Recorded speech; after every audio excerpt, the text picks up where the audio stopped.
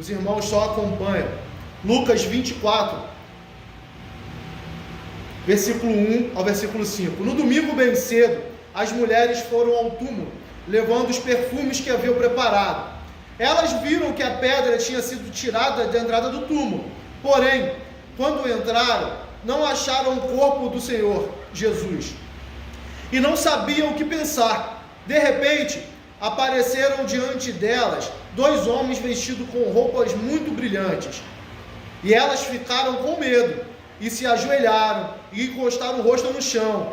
Então os homens disseram a elas: por que é que vocês estão procurando entre os mortos quem está vivo? Eu acho que vale a pena a gente fazer uma reflexão rápida a respeito desse versículo, antes da gente entrar na explicação do texto, que esses pequenos versículos foi escrito por um evangelista chamado Lucas. O evangelho são 4: Mateus, Marcos, Lucas e João. Lucas, diferente dos outros 3, ele não foi um apóstolo de Cristo. Lucas, ele não caminhou com Cristo. Lucas, que escreveu o Evangelho de Lucas, que escreveu o Atos dos Apóstolos, ele era um discípulo dos apóstolos. Ele era um amigo pessoal de Paulo. E Paulo, em Colossenses, capítulo 4, versículo 14, diz que Lucas era um médico. E os historiadores confirmam isso por meio dos detalhes que Lucas fala quando se retrata os milagres de Cristo relacionados à cura. Ele tem uma linguagem diferente dos outros evangelistas, dos apóstolos, dos outros evangelhos. Lucas era um discípulo dos apóstolos, ele não caminhou com Cristo. Portanto, chegamos à conclusão que Lucas teve um trabalho de reunir todas essas informações aqui descritas no Evangelho de Lucas. Lucas precisou do relato dos apóstolos, das pessoas que caminhavam com Cristo. Não por isso, esse Evangelho não é inspirado por Deus. Deus usa quem Ele quer da forma que Ele quer. E Deus usou o evangelista Lucas para escrever o Evangelho de Lucas e Atos dos Apóstolos, que compõe o Novo Testamento, a Bíblia Sagrada, a Bíblia, a nossa Bíblia, que é para a repreensão e exortação dos cristãos. Então eu acho que é muito importante a gente entender isso antes de começar a explicar. O Evangelho de Lucas foi escrito aproximadamente 60 anos após a morte de Cristo. 60 anos. E hoje estamos aqui, em 2022, lendo esse Evangelho para a glória de Deus, para que Deus conforte o nosso coração, ministre nossos corações. O sermão de hoje vai ser essa explicação desses 5 versículos, basicamente isso. Mas antes de eu explicar exatamente o que aconteceu com essas mulheres ao chegar ao túmulo, é importante a gente entender o contexto em que aquela sociedade vivia naquele período, naquela época. Naquela época, a sociedade judaica estava em época de festa. Eles estavam comemorando uma festa. E não por coincidência, hoje essa região aqui ocidental também tem falado muito dessa festa, que é a festa de Páscoa. Mas é uma festa completamente diferente da festa original a que Deus tinha instituído para o seu povo. Se você perguntar hoje, minhas irmãs, para o seu filhinho, para a sua netinha, para o seu vizinho, o que é a Páscoa? O que se comemora na Páscoa? O que vocês acham que vão ouvir? Vocês vão ouvir sobre o coelhinho da Páscoa, não é verdade? Vocês vão ouvir sobre chocolate, sobre ovo da Páscoa, que o coelhinho existe porque ele bota um ovinho de chocolate e com isso traz doçura, traz felicidade às famílias. Isso pode ser até bonitinho, mas isso não tem nada a ver com a Páscoa. Com a Páscoa instituída por Deus, não tem nada a ver. Muito pelo contrário, não tem nada de docinho. A Páscoa instituída por Deus, que está registrado em Êxodo, capítulo 12. Naquela época, lá em Êxodo, capítulo 12, Deus havia instruído o seu povo, o povo dele, a sacrificar um cordeiro. A toda a família tinha que sacrificar um cordeiro sem defeito. E com o sangue do sacrifício do cordeiro, que ficava sobre uma bacia, dentro de uma bacia, o povo de Deus pegava um galho de uma árvore chamado risopo, molhava o sangue e passava nos umbrais da porta. Nos umbrais da porta. Para manchar de sangue a porta. Na fachada da casa, na frente da casa. Por que isso? Porque o anjo da morte iria passar por aquele lugar. O anjo da morte iria matar todo o primogênito daquela região do Egito, em que aquele povo habitava. Ele ia passar por ali, um anjo enviado de Deus, ia passar por ali e ia matar todo primogênito, toda criancinha, não só seres humanos, mas de animais também, daquela região do Egito. Aí, quando a gente fala disso, essa sociedade totalmente politizada, do politicamente correto, a teologia que é pregada hoje, que é uma teologia chamada liberal, ela não concorda muito com isso, e ela também não entende, porque ela fala que como um Deus, que os cristãos chamam de um Salvador, vai cometer um ato desse, de matar criancinhas. Não é impactante para a gente ouvir isso agora? Mas isso é o que está escrito na Bíblia. Êxodo capítulo 12, do verso 29 ao 32 está escrito: aconteceu que à meia-noite feriu o Senhor todos os primogênitos da terra do Egito, desde o primogênito de Faraó, que se assentava no seu trono, até o primogênito do cativo, que estava na enxovia, e todos os primogênitos dos animais. Levantou-se Faraó de noite, ele, todos os seus oficiais, e todos os egípcios, e fez grande clamor no Egito, pois não havia casa em que não houvesse morto. Então, naquela mesma noite, Faraó chamou Moisés e Arão, e lhes disse: levantai-vos, saí do meio do meu povo, vós como os filhos de Israel, ide, servi ao Senhor, como tendes dito. Levai também convosco vossas ovelhas, vossos gados, como tendes dito. Ide-vos embora, abençoai-me também a mim. Olha que pesado. Vocês imaginam, gente? Nós estamos lendo um relato bíblico, que nós como os cristãos, o povo cristão entende que a Bíblia não é só uma história. A Bíblia é a palavra de Deus. Ela se cumpriu e ela irá se cumprir. Isso aconteceu de verdade. Vocês conseguem imaginar toda uma sociedade, toda uma região gritando, clamando, porque toda a casa havia um morto, e era uma criança. Hoje eu estava conversando com a minha sogra, fui almoçar na casa da minha sogra, com a minha esposa, e nós estávamos falando, não sei se foi hoje, foi essa semana, nós estávamos falando de uma criança que foi diagnosticada com leucemia, uma criancinha. Isso é muito triste. Só de falar, meu coração aperta, porque eu tenho filhos, tenho uma filha pequena, eu amo criança. E se Deus quiser, essa criança vai ser curada. Vamos orar por isso. Mas pode ser que Deus não queira, e que essa criança vai se encontrar com Ele e vai estar eternamente com Ele. Mas isso, nós seres humanos não estamos preparados para isso. E ao falar isso, o nosso coração se aflige. A gente tem um sentimento esquisito dentro da gente falar de morte, principalmente de criança.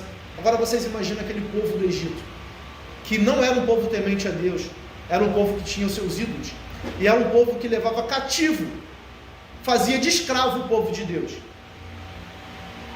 E naquela casa, toda casa tinha uma criança morta, inclusive dos animais.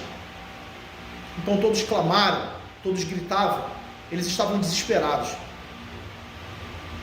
Isso aconteceu, gente, não foi porque Deus é perverso, porque Deus é mau, foi porque Deus é misericordioso. Sabe por quê? Porque o povo de Deus estava clamando e pedindo misericórdia. Pedindo misericórdia. O povo de Deus estava suplicando misericórdia a Deus, porque eles estavam cativos, presos há 430 anos, sob o jugo de Faraó no Egito. Então, Deus teve misericórdia, mas isso não aconteceu do dia para a noite. Em um certo momento, antes de Deus enviar todas as pragas, que é conhecida da igreja hoje, lá no capítulo 5 de Êxodo, no versículo 1, Deus envia Moisés e Arão para irem até Faraó e falar: assim diz o Senhor, Deus de Israel, deixa ir o meu povo, para que me celebre uma festa no deserto. Mas sabe o que Faraó diz para eles, irmãos? No versículo 2: quem é o Senhor para que lhe ouça eu a voz e deixe ir a Israel? Não conheço o Senhor, nem tampouco deixarei ir a Israel. Faraó disse isso. E Deus, não obstante, envia as 10 pragas, sendo a última praga o anjo da morte, que iria matar todo o primogênito daquela região do Egito. Só assim Faraó conseguiu entender, temer e pedir até que aquele Deus maravilhoso, aquele Deus que era superior aos deuses do Egito, que abençoasse a ele, porque ele viu tão poderoso quanto que é esse Deus. Ninguém é mais poderoso que esse Deus. A nível de conhecimento, Faraó, naquela época, ele se considerava um Deus. Ele era dito e reverenciado como um Deus naquela região.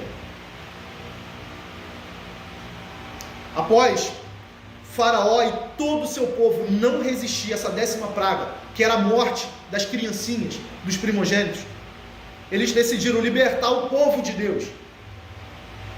O povo de Israel, hoje seria a igreja de Deus, que estava sob um jugo de 430 anos. 430 anos de escravidão. A Bíblia relata, irmãos, que 600 mil homens, eu estava pesquisando a respeito de o que seria 600 mil homens, quantos maracanãs, né? Como mensurar essa quantidade de pessoas? 600 mil homens. Não sei se os irmãos conseguem imaginar, olhar uma região cheia de pessoas e conseguir, eu acho que mais ou menos isso são 600 mil homens. Eu tive dificuldade para entender isso aí. 600 mil homens foram livres e foram rumo a Canaã, em peregrinação no deserto. Mas só que não foram só 600 mil homens, porque eu pesquisando aqui, 600 mil homens seriam 600 mil homens jovens de aproximadamente 20 anos, mas foram junto crianças, além de crianças, mulheres, e além de mulheres, todo gado, toda ovelha, todo bicho. Era um total de aproximadamente 2 milhões de pessoas, segundo o relato aqui da Bíblia de Estudo do John MacArthur. O que seria 2 milhões de pessoas? 2 milhões de pessoas é muita gente. Para a gente ter mais ou menos uma noção, São Gonçalo, segundo o censo que fizeram em 2020, tem 1.098.000 habitantes. Seriam 2 vezes a população de São Gonçalo, que foi livre do jugo do Egito, da escravidão do Egito de Faraó, e saiu rumo à terra prometida, no deserto, em direção a Canaã. Se hoje, irmãos, vocês perguntarem para as criancinhas o que é a Páscoa, será que elas têm noção disso? Que a Páscoa era isso? Será que seria duro demais falar para elas a respeito da Páscoa bíblica? Mas o que Deus manda dizer para a gente com relação à Páscoa? Deus manda dizer que a Páscoa é exatamente isso, que o cordeiro foi imolado, o sangue foi aspergido nos umbrais da porta, para que o povo dele fosse livre da morte, que o anjo da morte passaria por ali, e quando ele passasse por ali e visse o sangue do cordeiro sem defeito, manchado, os umbrais das portas, ele ia passar adiante, e nada ia acontecer àquelas casas. Então, em geração, a Páscoa tem sido comemorada pelo povo judeu, e até hoje ela é comemorada, não da forma que era, mas até hoje eles se reúnem, comem carne de cordeiro, pães asmos, ervas amargas, até hoje. Até que um determinado tempo, um período na história, aquele que era o Verbo, desde antes da fundação do mundo, que existia desde antes da fundação do mundo, aquele que João fala, que era o Verbo, que estava com Deus, e que se fez Deus, que todas as coisas foram feitas por intermédio dele. Esse resolveu encarnar e habitar em nosso meio. O nome dele é Jesus Cristo de Nazaré. Jesus Cristo de Nazaré encarnou e habitou em nosso meio. O período em que Jesus passou nessa terra, ele espalhou o amor, Jesus Cristo espalhou amor. Irmãos, vocês queriam ter tido contato com Cristo? Cristo espalhou amor. Cristo curou a enfermidade. Quantos de nós, eu, vocês, de repente, não queria ser curado por Cristo de uma enfermidade, de uma angústia? Cristo curou. Cristo, além disso, perdoou pecados. Cristo, nosso Senhor, perdoou os pecados das pessoas que eram pecadoras. Cristo perdoou os pecados. Em Isaías 53, versículo 7, diz: Ele foi maltratado, mas aguentou tudo, humildemente, e não disse uma só palavra. Ficou calado como um cordeiro que vai ser morto, como uma ovelha quando cortam a sua lã. Foi preso, condenado e levado para ser morto.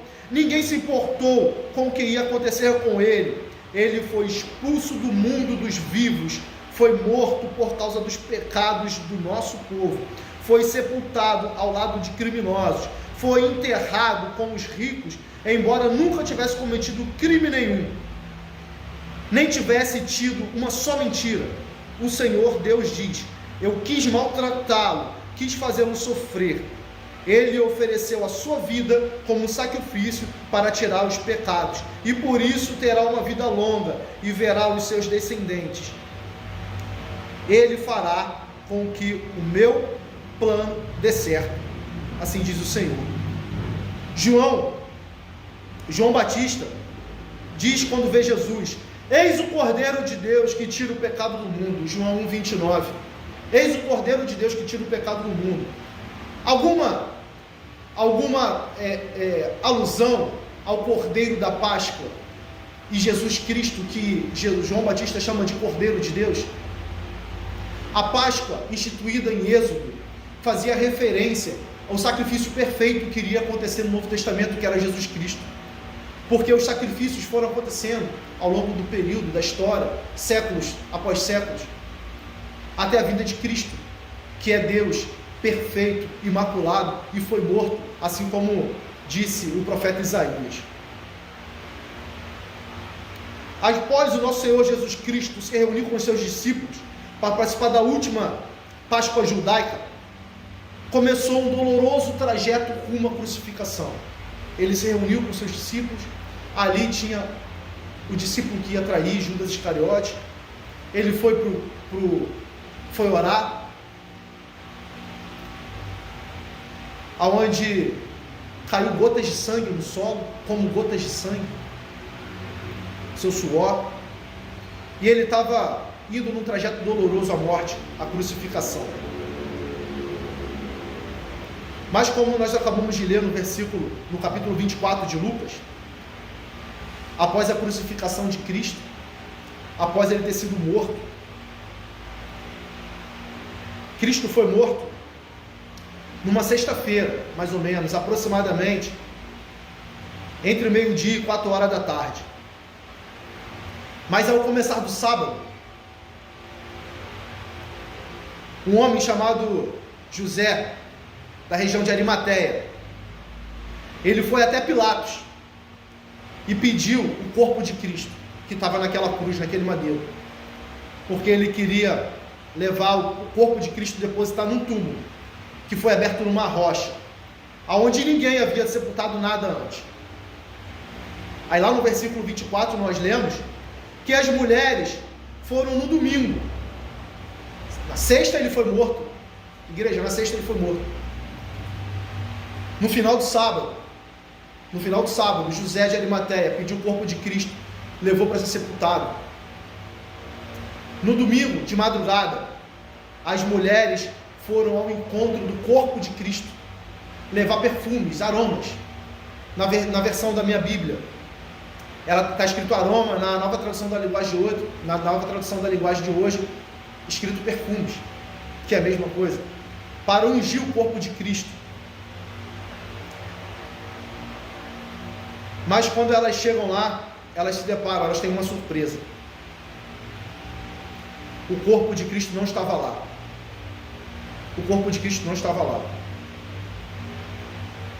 Elas tinham visto que a pedra tinha sido tirada da entrada do túmulo. E elas ficaram com muito medo disso. Mas de repente, apareceram dois homens, dois anjos, com vestes resplandecentes, e perguntaram para elas o que elas estavam fazendo ali, o que elas estavam procurando, quem havia sido ressuscitado. E Jesus estava vivo. Jesus ressuscitou, irmão. Hoje é o domingo de Páscoa, segundo a tradição cristã. Ao terceiro dia ele disse que ia ressuscitar, ia destruir o templo, e ao terceiro dia ele ia construir. E assim ele fez. Cristo, nosso Senhor Jesus Cristo, ele foi morto, crucificado, entregue ao matadouro como ovelha muda, e ressuscitou. Isso quer dizer, irmãos, que ele venceu a morte. Ele venceu a morte. E ele vai voltar, irmãos. Vocês acreditam? Tenham a plena convicção que Jesus Cristo está à destra do Pai, e ele voltará para buscar a sua igreja. Assim os anjos disse àquelas mulheres. E eu gostaria de salientar aqui a reação dessas mulheres. No versículo 5 diz que elas ficaram com medo. Elas ficaram com muito medo quando viram aqueles homens, porque elas não esperavam chegar naquele local e não encontrar o corpo do Cristo que tinha sido crucificado. Apesar que Cristo tinha dito para elas que iria ressuscitar, mas elas não esperavam. E de repente apareceram dois anjos e falaram para elas. E elas ficaram com muito medo. Aqui diz que elas ficaram com muito medo. E a segunda reação que elas tiveram após o medo foi se ajoelhar. Irmãos, vocês têm certeza de que essa é a palavra de Deus?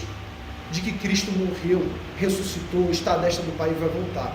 Quando nós ouvimos isso, será que assim como essas mulheres tiveram medo, a gente sente medo? Será que a gente se arrepende dos nossos pecados? Será que a gente tem essa certeza que Ele vai buscar a sua noiva? Não existe nada nesse universo mais importante que isso, mais prazeroso que isso, porque nós temos a certeza que Cristo vai voltar. Eu não posso ter a certeza, irmãos, que eu vou chegar em casa. Não posso. Eu não posso ter a certeza que amanhã eu estou empregado. Eu não posso ter a certeza que amanhã eu estarei casado, que a minha esposa estará viva, meus filhos estarão vivos. Eu não posso ter a certeza. Mas a Bíblia me garante que Cristo ressuscitou e Cristo vai voltar. Eu tenho essa certeza. Isso deveria trazer, no mínimo, arrependimento pelos nossos pecados, porque a Bíblia diz que todos nós somos pecadores. Então nós devemos perseverar, tendo a certeza que Cristo, Ele está à destra do Pai, Ele vai voltar para buscar a sua amada igreja imaculada, e a sua igreja é aquela igreja que vai perseverar até o fim, aquela igreja que não vai desistir, aquela igreja que vai continuar crendo nesse Cristo que ressuscitou, não nesse Cristo que muitas religiões pregam, dizem que está preso numa cruz. Não está. Ele saiu dessa cruz. Ele está à destra do Pai, esperando o momento oportuno para voltar e buscar a sua igreja. Aquelas mulheres, elas se ajoelharam em reverência, em temor a Deus. A Bíblia diz que é sábio, o princípio da sabedoria é o temor a Deus. Precisamos temer a Deus. Elas encostaram o rosto no chão. Elas olharam para o chão, elas encostaram o rosto no chão. Tamanha era a manifestação da glória de Deus naquele lugar. Irmãos, eu quero trazer como reflexão e conclusão desse sermão que o nosso Senhor, Ele é presente. Eu não sei o nível de intimidade que os irmãos têm com Jesus Cristo, com o Espírito Santo, com o Deus o Pai, com a Santíssima Trindade. Mas esse Deus, Ele é presente no momento de aflição. Esse Deus, Ele é presente no momento de angústia. Esse Deus é presente no momento de felicidade, quando a gente se regozija com uma notícia boa. Esse Deus é presente em todos os momentos, em todos os momentos. E a gente tendo a certeza disso, no mínimo, é para a gente ter muita reverência, muito temor a Deus. Muito temor a Deus. E saber que Ele nunca nos abandonou. Às vezes, nós como seres humanos, pecadores, o pecado, ele faz com que a gente duvide em algumas situações. Mas Ele diz essa noite que Ele está vivo. Ele está aqui nesse momento. E Ele vai voltar em breve. Os anúncios estão aí. As coisas estão acontecendo muito afora. Em breve ele vai voltar. E sabe como ele vai voltar? A igreja não vai anunciar. Ninguém sabe. Ninguém sabe. Voltou e vai levar a sua igreja. É assim. E nós teremos uma eternidade ao lado dele. Estaremos eternamente ao lado do Senhor. Isso é garantido por ele nas suas escrituras. Então essa é a mensagem de conforto que eu trago para a igreja de hoje. É que esse Cristo que foi morto, que foi simbolizado em Êxodo como um cordeiro, que o sangue foi aspergido nos umbrais da porta, esse mesmo Cristo que derramou o seu sangue, que aspergiu o seu sangue sobre a sua amada igreja, e que a morte não tem poder mais sobre a igreja, porque Cristo venceu a morte, e esse Cristo vai voltar, irmãos. Esse Cristo vai voltar, creiam nisso. Esse Cristo vai levar a sua igreja, e nós teremos uma eternidade ao lado de Deus, dizendo: santo, santo, santo é o teu nome, santo é o teu nome.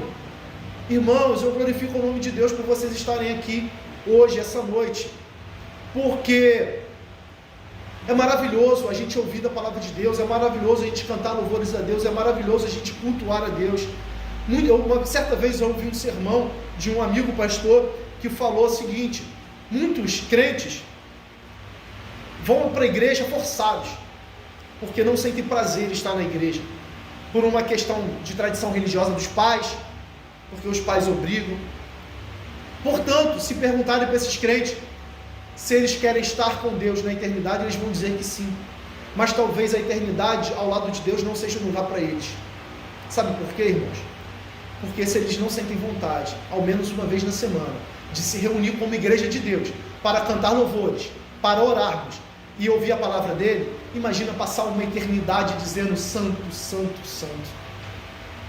Então, eu glorifico o nome de Deus por vocês estarem aqui. Orem assiduamente para que Deus traga um mover do seu espírito nesse lugar, para que a gente continue louvando o nome de Deus e para que Deus transforme esse cenário. Mas enquanto isso, que Deus continue abençoando a vida de vocês. Irmãs, Deus continua abençoando a vida de cada pessoa aqui. Em nome de Jesus.